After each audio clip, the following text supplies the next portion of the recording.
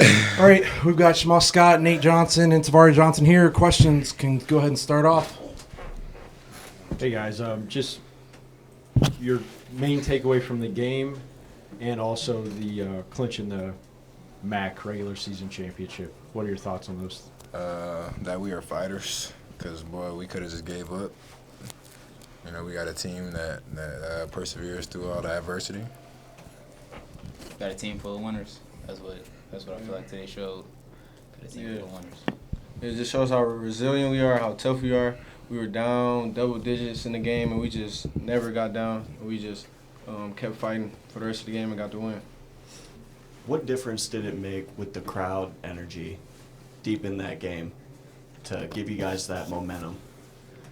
It made a big difference. I mean, when the crowd start getting going, obviously they can't hear what's going on. They mess up their plays, I mean, don't get me wrong, a lot of teams have signals, but still, when you get the crowd going and energy, that boosts our defense, our offense. It's like giving us attribute boost, basically. Yeah, it gives us the extra energy boost that we need, especially in times where we're down like this. The fans pick us back up and gets us on the right track for sure. Does it mean more to clinch the MAC title against Kent? And just talk about that rivalry and what it feels like, if it feels different to play Kent. I mean, even though we had a regular season championship on the line, it still was like, you playing a rival, playing Kent, you want to win no matter what, and it still felt like a tough physical game. I mean, it was like they was playing for a regular season championship too. I would say it definitely feels good to knock off one of the goals that we set before the season, but we're trying to achieve something bigger than this, so this is like a stepping stone to what we're trying to get to. Yeah, it was definitely makes it more memorable though for our team to win a championship against our rival. It's definitely something we're gonna all remember for the rest of our lives. How big was you guys' defense in that last 5.5 minutes compared to the whole game? What kind of clicked after Coach Gross called that timeout? I think after that, y'all came out picking up full quarter.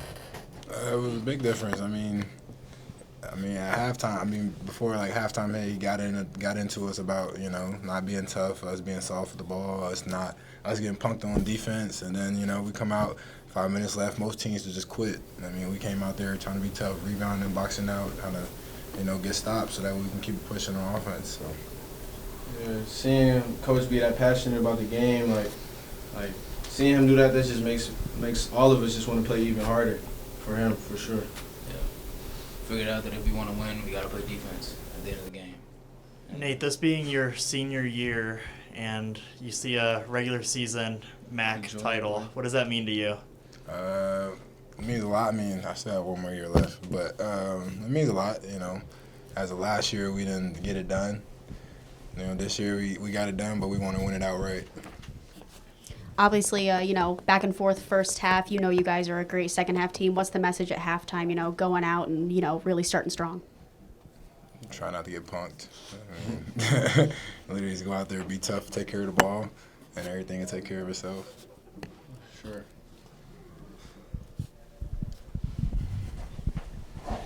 When you look at the stats, I mean, it was a pretty even game, but they led for 29 minutes. Do you recall a game this season where you've trailed that much and still been able to come back and win? I mean, I can't. Yeah, probably. Actually, I don't know.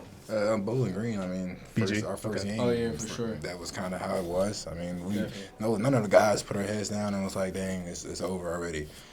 We know we can fight back. We know we're never out of a game the way we play. So. Exactly.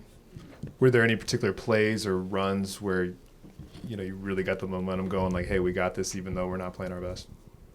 I mean, it was just really the whole game. Just coach, every time we came to a timeout, it was, come on, like, we're good. It was, I would say the specific play that really got us going was when I think it was James got, multiple offensive rebounds in a row. They got a putback, and then, I feel like that sparked the run. We got in the huddle, and then we just knew we had to maintain that same energy and feed off of him, and then everybody else do the same thing. And his last second shot, when he went on his run, that really sparked you got the crowd going and everything. That boosted the energy for sure. You had the 3 and the layup, I think, in the late shot clock, right? Okay. For you guys, Jalen Solinger, Von Cameron Davis, you've played these guys a lot. There's the potential you could play a third time. What do you guys take from these two games where at Kent you won comfortably, tonight it was closer but you still win? What do you take from these two games as a whole? It's never going to be an easy game no matter what. Good boy. Yeah, we see him again. It's gonna be probably even harder. It's gonna be an even tougher game.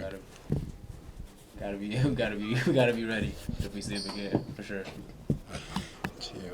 Seemed like a switch was maybe flipped after Okonkwo picked up that flagrant foul. Just talk about that sequence, if that kind of helped the energy and what Okonkwo just brought to the team tonight. Came out. Yeah, that wasn't James. That was Jimmy.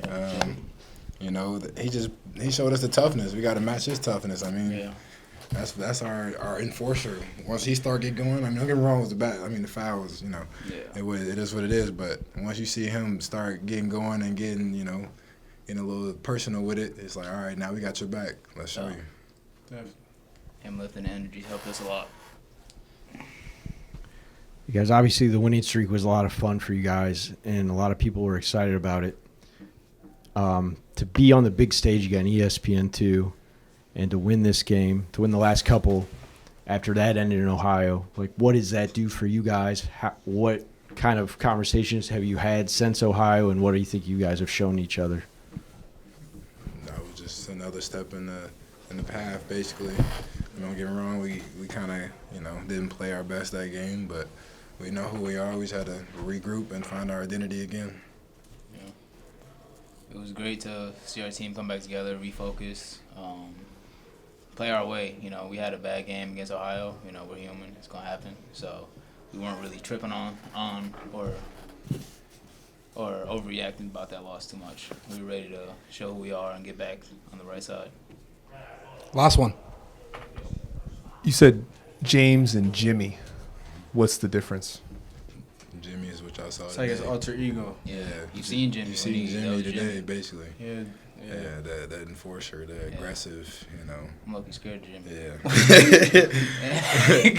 James is, James is a great guy. Yeah, James is a great guy. Soft, but Jimmy. When you see when you see something, aggressive happening from Jimmy, basically that's how you know he flipped the switch. Yeah. Love to have him on your team, though. Yeah, That's definitely. for sure. All right, guys, thanks. Good luck next week on Tuesday. Coach, go ahead with an opening statement. Sure. Well, first of all, credit to Kent because I thought they were playing as well as anyone in the league the last couple weeks, maybe 3 weeks coming into the game. I thought, the way that Barnett and Sumlin and Gillespie had improved between game 1 and game 2 was so obvious on the film. And you add their production to what Sullinger and Von Cameron Davis give them, which, those two guys are two of the better players in our league and have been for some time. So I knew it was going to be a real challenge. I thought in the first half they were physically tougher than us, got on loose balls, were more competitive on the backboard, touched our ball too much, meaning passes, stripping us. I did not think we played very well in the first half. Second half, I thought we were a little bit better. We rebounded it better. We took care of the ball better. We had better possessions. But just like most Akron Kent games, we made a run to take the lead, and then they go on an 11-2 run to go up 8. And then we come right back. I thought our guys made a lot of plays in the last 5 minutes of the game. A lot of the older guys, you could tell it meant something to them, and kind of willed us to win there the last 5 minutes or so. I thought the crowd was unbelievable. They were a huge factor. The environment was incredible. Fans were great. Student organization, the AK Rowdies, was off the chain. I mean, they were ridiculously good tonight. So thank you to our crowd, Zips Nation, AK Rowdies, all those people that came out tonight. I thought they made a real difference in the game and an impact on the environment. Coach, you trailed for 29 minutes. You still win. ESPN2, 9 o'clock game. Just what's your range of emotions as a coach during this game? Well, the biggest thing, obviously, it's Akron Kent. Anytime it's Akron Kent, it's a war, figuratively speaking, obviously. But I mean, it's anytime you can win a game in the series, any game, it's pretty cool because it's hard to do. They're really good. They're really well coached. And they got good players. That's number one. Number two, obviously, to have a chance to, win a championship with this group. It was the first time that any of those guys in that locker room had ever won a regular season conference championship, regardless of if they're guys who have played here or guys who have played previously at other places, maybe other than James. I think James may have won one at Carolina last year. But So that part was pretty special for those guys, great group of guys, to watch the way they've approached this thing from day one. We talked about it being an 18-round boxing match has been pretty cool. They've stayed fairly consistent with their, preparation, their mindset. The way they've prepared has been consistent, and that's how you hear them say 1-0 all the time, and that's the reality of it. Each game counts the same. So, I applaud them for doing that. Obviously, we still got 2 games left. Want to try to get some momentum heading into season 3 and have a great challenge on Tuesday at Toledo. We were talking in the locker room with the guys. We've not, won there in some time. BD thinks it's 13 years. So, we got to make sure that we're ready to go. Tough place to play. Great coach. Obviously got talented players. Coach Tavari and Nate pretty much bring it every night. What did you see out of those 2 guys here this evening? I thought they were willing us, along with those other guys who played late, making plays, kept making plays at both ends, defensively, offensively. I thought they showed their resiliency. Both of them, did a couple bonehead things here and there that will need to get cleaned up. But all in all, they clearly made a lot of great plays during the game and added a ton of value to tonight's win. Coach, what was the conversation in the locker room at half, and what was your message to the team at the half? Yeah. I asked them what they were going to be doing this for next Christmas, how they were feeling, how they felt, their feelings. Okay, are they okay with their feelings? No, I was not happy. Because, and I told them, I said, look, guys, it's not the score. It's the rebounding. It's the loose balls. It's the physicality on the glass. It's the fact that I felt like they were imposing their will on the defensive end and turning us over. I thought we were soft first half. So that's what I said in so many words. Does it mean more to clinch a MAC regular season title against your rival, Kent State? No, it's special regardless, man. This league's good coaches, good players. I think we've now won 8 of them. I think when they put this year up on that banner up there, that's 8 in like 40-ish years. It's hard to do. And there's been a lot of good teams here, a lot of good coaches, and a lot of good players. So it's not easy. So, again, I'm happy for the guys. They accomplished something that they wanted to accomplish. It's pretty special. But obviously we got more work to do. They've got other goals as well that they've set. And we got to get recentered and refocused on those starting Sunday. I told them to enjoy this one tonight and smartly in terms of how they celebrated. And then tomorrow they got the day off, and I want them to enjoy it. But once we come back in on Sunday, it's preparation for round 17. The boys talked about James and how he sort of turns into Jimmy sometimes. So Yeah. did you see some Jimmy as he started to, get some of those offensive rebounds towards the end of there? Yeah, James plays hard. One of the first things when I watched him play when he was in the transfer portal, we made the decision to recruit him. And, obviously he's been great for us. Is I told those guys, I said, and I remember yelling in the Dustin's office, like, I can't find a possession where this dude doesn't play hard. So I loved that when I saw him.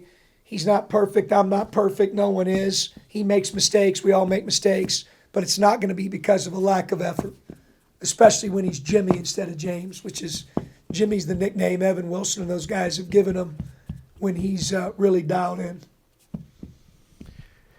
John, when you think of Rob Senderoff, when you're going into a game against his team, I think he's a great coach. What are you bracing for? What are you He expecting? gets the most out of his team every year. He always figures it out. They were struggling there for a little while, and now they figure it out. Last 2 to 3 weeks, they've been terrific. Their teams are going to compete with toughness. They're going to be great on the backboard. They're going to challenge your ability to take care of the ball. They compete. I got a lot of respect for Rob and his team. And I mean, we've seen it so many times, and last year, of course. Do you think about what this would look like in season 3? Yeah, I mean, I'm not going to even go there because you don't know.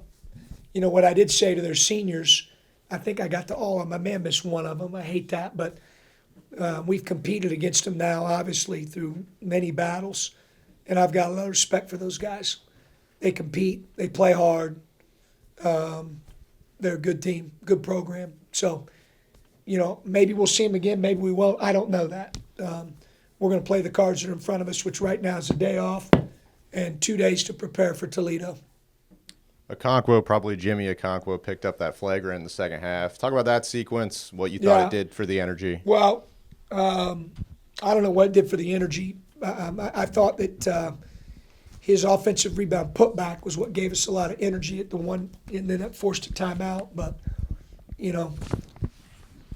in my opinion, we had some of the best officials in our league on the game tonight. They were good guys, good officials.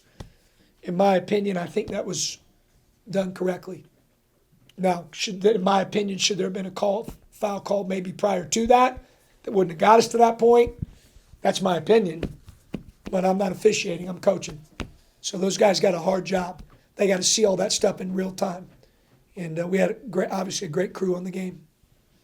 What did you think of Nate's performance and the offensive rebounding at the end of the game, especially in those last 5 minutes? Yeah. Nate said to me after the game, he said, I told you we'd be good. I went at him pretty good during the game, the team and him. And I don't mind that, honestly, because Nate cares about winning, cares about his team, cares about being a good player. I love Nate. Nate's a stud. But Nate also understands that I'm going to stand up for what we're about. And no matter who we're playing, whether it's Kent State or the Lakers, we have certain things we expect here. And when I don't see them, I'm not happy. That's regardless of score. Nate knows that. So we had a couple friendly conversations during the game. And he's mature enough now as an older guy. If we'd have had those conversations with a freshman, he may not have continued to play the way that he did. But Nate responded. He's older. He's mature. I know where Nate Johnson's heart is, and he knows where mine is. So we'll leave it at that. When you look at Amani Lyles, we've talked about him this year and just his progression, but tonight, 3 big blocks. I think he drew 1 or 2 charges, 7 points.